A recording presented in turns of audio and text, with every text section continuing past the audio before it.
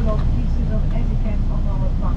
And I'm going to, as I told some of you yesterday, I'm going to do the group reading on the bus, so I need you to listen in. Now when I'm talking history and stuff, if you want to sleep, some people say I put them to sleep, so I'm not going to get offended, you know, but at least listen in to the first part. So first of all, when it comes to the bus, it is etiquette that we can come, first of all you can buy water from the bus. He has cold water, it's priced at €1 a bottle. Secondly, you can come up with water on the bus, but you can't come up with food or ice cream because the driver has to park miles away. So obviously it's important that we keep the bus clean. Okay, so second night, we are now in Florence. Here's my hotel room. It's really pretty snazzy actually. So got the nice big bed, got my mirror.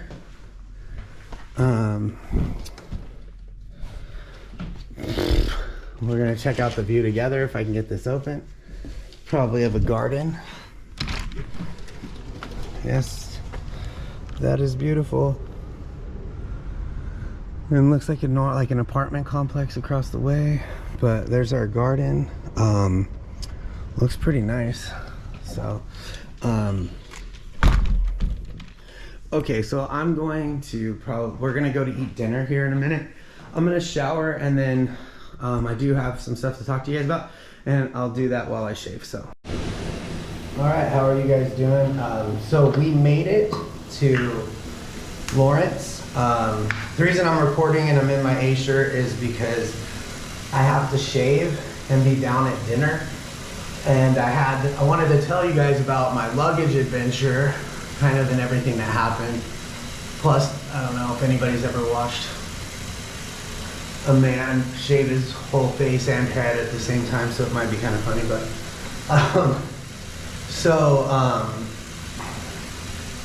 basically what ends up happening is when we were flying back from Amsterdam, I was gonna have this in my other video, which I'm gonna take this time to apologize for that video. It's pretty delirious yesterday, so once I get that uploaded, it's not the best. So today's will be a lot better. But the idea was that we would kind of film this as we go, and so I didn't, but anyway, there was one video where I commentated about the situation, but for whatever the reason, it was corrupted last night whenever I was loading it. Like I said, I was delirious, so I lost all that information. So I wanted to talk about it today. So when we went from SFO to Amsterdam, okay, which was a great flight. We had great flight attendants. They were really nice. Spent a little bit of time talking to ours, just, asking her how, because it's such a long flight, I was kind of curious, how long they spend on the plane, all of those kind of things. And so she was so nice, and she gave me this little care package when we were done. She was just like, hey, you were so kind, I wanted to give you something. And she gave me a care package, which was it's like a little travel bag kind of thing. But in it had a toothbrush and toothpaste, and I didn't realize how important that was going to be. I just thought it was nice, she was giving me a nice gesture, and I was just asking her about normal stuff. So I don't know if that's kind of commentary on how people are on planes. So basically, be kind. Just be nice to people, ask them about stuff, talk to them. But anyway, so from Amsterdam, we had a connecting flight to Venice. So my duffel bag ended up getting left in Amsterdam, right?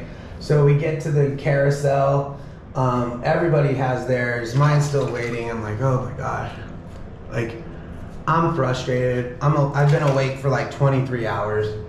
The lady in the Lost and Found, which is where you had to go, her English was okay. It was pretty good actually, but considering I was 23 hours in and just kind of getting frustrated, I felt myself for a second. And so like kind of like really get frustrated. And so this year, especially over the last like 5 months, when something like that happens, I really take a second and kind of, you know, say a little prayer in my heart, just asking for guidance, you know, in that moment. And in the most part, for the most part, it kind of does help me like relax, you know, and not get stressed out or wigged out or freak out, which I was pretty close to all of those things. So she's like, oh, okay.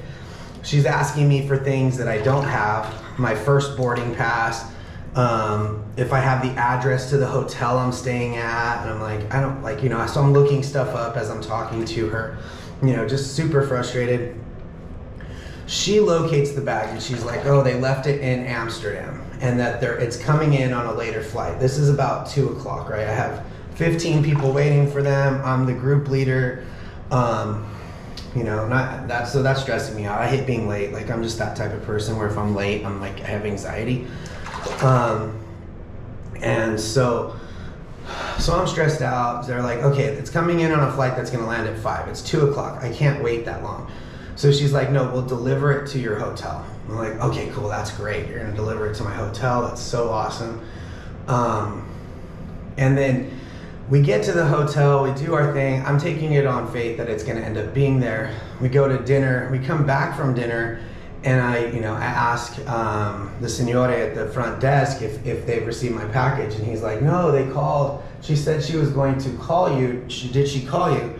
You know, and he says this in Italian, which, I mean, I found that I can kind of pick up some of Italian. You know, I speak Spanish, but I didn't do as much as I should have in learning Italian. But that looks pretty good. So I'm like, no, she didn't call. So I'm like talking to Simone about it and like what I got to do. So I had to call. She did end up calling me. Okay, like way later after Simone had called. And so way later she calls and she's like, oh no, it couldn't be delivered today. What we're gonna end up doing is delivering it tomorrow. And so the problem is that we were leaving the hotel room at about 9 o'clock in the morning. And so there's no way that they would have made it there in time. And so I'm stressed out about it, and so Simone's like, no, I'm gonna get one of my colleagues and they're going to go pick up just gotta clean up all the hair clippings now, because it's kind of gross if you're gonna do that. Even if you're in a hotel, it's uncouth, right? But so I forget his name now, and I feel really bad about it because he did me such a solid. And he goes there, picks up my leather bag, right, which is great. And so that's a phone, but I'm gonna keep going. Actually, I'll just pause. I'll come right back. Hi, Simone. Oh, okay. Is it time? Oh shoot. Okay, I'll be right now. Okay, so long story short, I get my bag, he brings it to me, it's great, it's down there, everything worked out, so happy to see it, like, it was the best. I like pink one. Was the main, Yeah. like there was no, I guess cheese is protein, but. Yeah.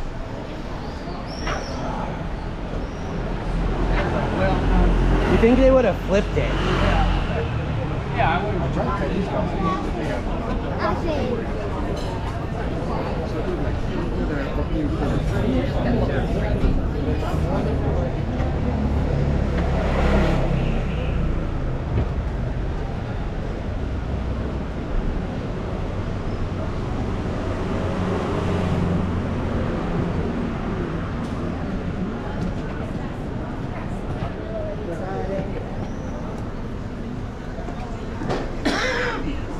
Oh yeah, that looks good.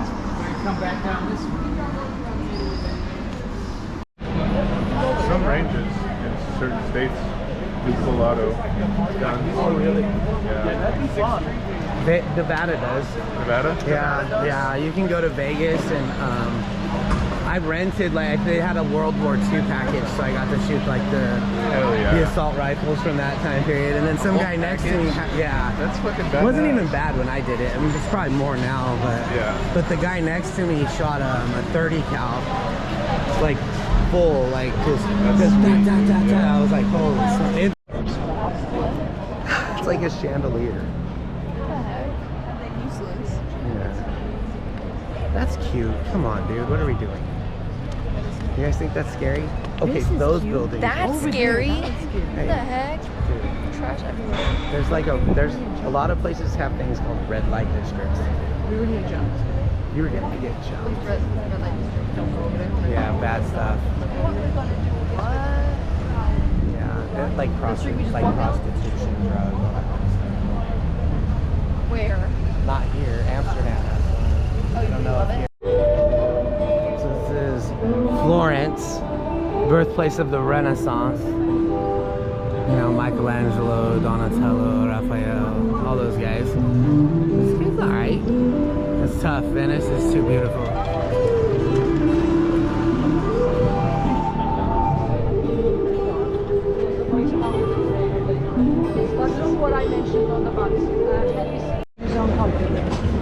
Yeah, I think that's probably one of the bigger problems in the United States is like food choices and food availability. And like for this, like for the Venice is.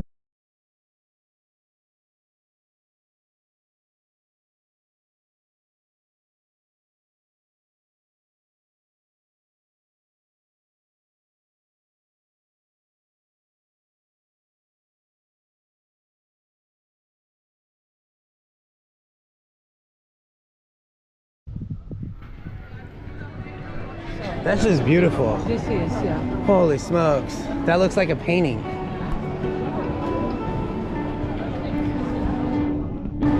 So guys,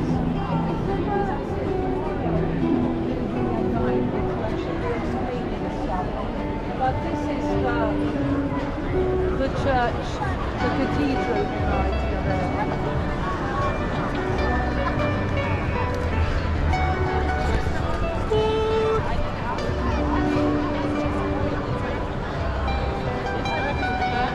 So we're in front of the Cathedral of Florence. Now the cathedral is the biggest and the largest church of the town.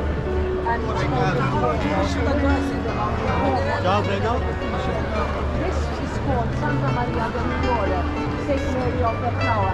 And it looks Gothic, but it took 100 years to build. The belfry was designed by John Cobb. The cupola was designed and built by Bruno. And then the rest they left it.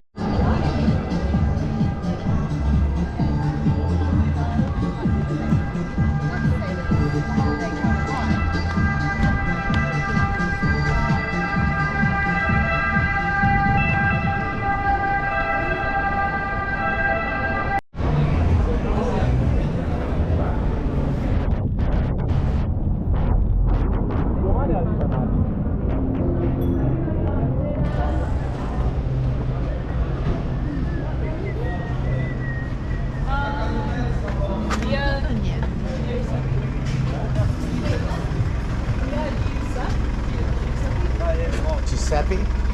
Yeah, where? What? And then there's a ramen place if you look down. There's a what place? A ramen. Okay. So I mean, how good like indicator. I don't know. There's a. Let me see. Oh yeah, we go straight and then the next turn. Ci prosto dole.